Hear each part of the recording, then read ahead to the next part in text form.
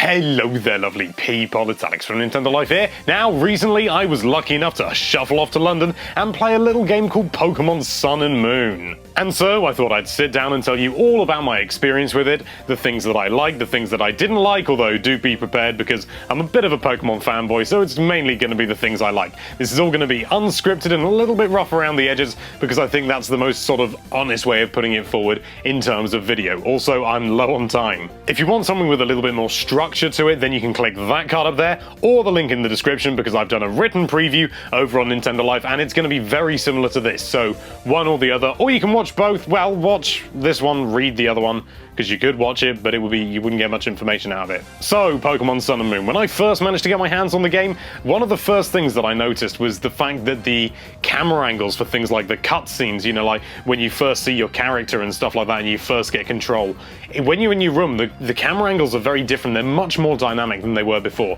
On the whole, when you're actually outside, they're generally, you know, sort of the typical top-down view.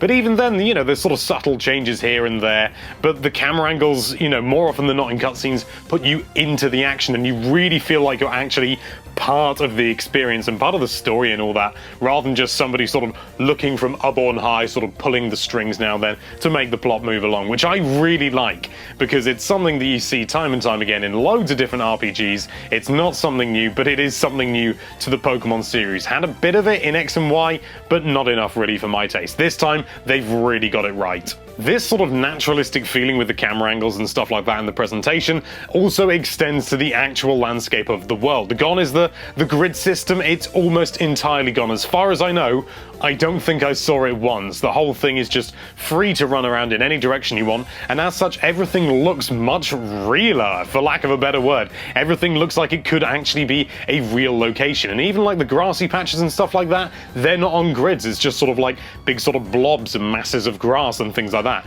It's subtle, but it has a real impact, and I don't know, it just makes everything feel a little bit more organic, and it feels much more like it should do, considering it's 2016. And I mean, you know, I love Pokemon and the grid system worked back then, but X and Y, they really should have done this in X and Y. Maybe. I don't know. They had too much to do, maybe. It does mean that some things have changed as well, actually. One of the big things that has changed is the trainer vision, if you like. How trainers see you, if you like. When that's not what I mean. What I mean to say is the eye contact that you make with trainers that initiates a fight, you know, sort of, oh, I'm going to throw a Pidgey at you and you're not going to win and all that sort of rubbish. That has changed quite a lot. It's now more sort of like a stealth-based system in a way. It's, I mean, that's kind of a grandiose term for it, but if you sort of, it depends on your running speed. I think I got that feeling from it, but again, I did not play for very long, so I can't say for certain. But you can sort of avoid them, but it depends on whether you go in their line of sight, but also how close you are to them, and the game does a sort of like a vignette of the screen, so you can tell you're getting close to a trainer who's going to initiate a battle with you, and you can find a way around them, or you can just run in there and have that battle if you really want to take out someone's top-tier Rattata. Whilst we're on the topic of battles, actually, the other thing that's gone is gym leaders. Now, I think there have been a number of people who have been going, sort of, you know, they don't like change and things like that, and getting rid of gym leaders, you know, they've been in the game since the original, and some people are a little bit like, oh, don't get rid of gym leaders, they were great, blah, blah, blah, blah, blah. It's been replaced with these challenges that I believe are called trials. I should have taken more notes when I was there. Anyway, the point is, whilst these do replace the gym battles and everything, they aren't really like them in any way, shape, or form. It's really weird, actually, but not in a bad way. The trial that I did, which was unsurprisingly the first one, I went into this area and it was like a cave, and there were all these little holes, like, sort of scattered around, like little sort of nests or crevices, if you like, where there were all these Yungoos, and you had to go around and defeat the Yungoos individually. They weren't that powerful, but I think they were certainly above what you would find sort of in and around the grass in the local area. But the big thing about it really is that there were no Pokemon actually in the cave bar them. It was just those Yungoos. So just walking around, you didn't encounter anything. So you didn't need to repel, you weren't bothered by any other Pokemon. And Team Skull appeared, and they... I love Team Skull, because they really are really, really ridiculous. Once I'd done all that stuff, I had to go and fight the Totem Pokemon, which was a Gumshoe. Gumshoes? I think it's a Gumshoes, yeah. I haven't learned the new names of these Pokemon very well. And this was the Totem Pokemon, so it had some sort of aura. I think it boosted its defense, and it called upon other Pokemon to come along and fight alongside it. Although I don't believe you actually need to defeat the supporting Pokemon. I think I just defeated the Gumshoes, but I don't think I got a choice either, so I think maybe I was using a move that did sort of like an area effect. I honestly can't remember.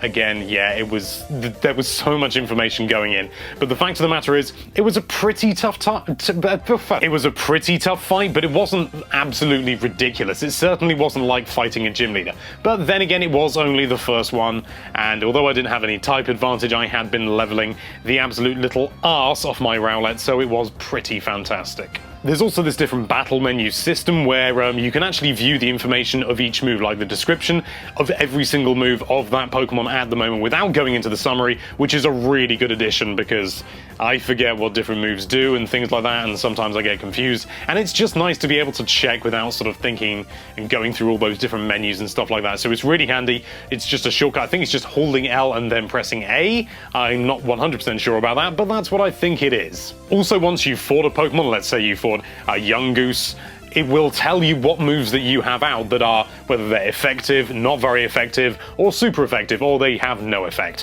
which is really handy, probably for, you know, players who forget the types and things like that of other Pokemon, which I admit I do sometimes do as well. I'm not perfect, and so that is quite handy in a way, but for any like hardcore Pokemon gamers, it's not anything useful, to be honest. What is useful though is your new Pokedex, and not because you can look at all the Pokemon or how it looks or anything like that, but because it's possessed by a Rotom, and that Rotom is actually like a little helper character, so you can tap on the screen and it'll tell you what you're supposed to be doing, you know, going to the seaside, going to I was about to say the gym, but there are no gyms in the game. Nevertheless, the fact is that you can now get reminders of what you're supposed to be doing just by tapping the bottom screen, and that is so welcome. And when you're not tapping on the screen and Rotom's not talking to you, it's just a little mini-map, like standard mini-map shows you where you are, you know, proper Pokemon Go style. I kind of ruined that. Also, another thing I like is how the Alolan forms, they just reveal them as Meowth appeared. It's not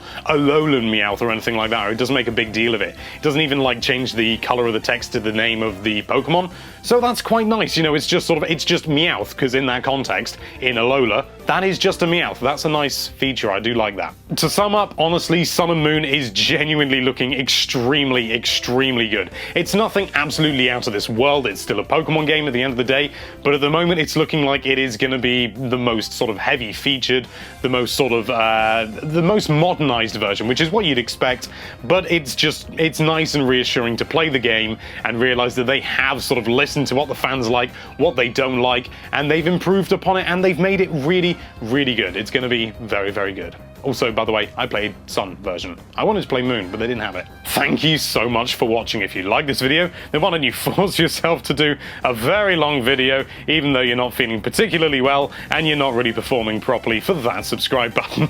And be sure to check out NintendoLife.com for all sorts of lovely Nintendo-related content. Thank you again for watching. Bye-bye.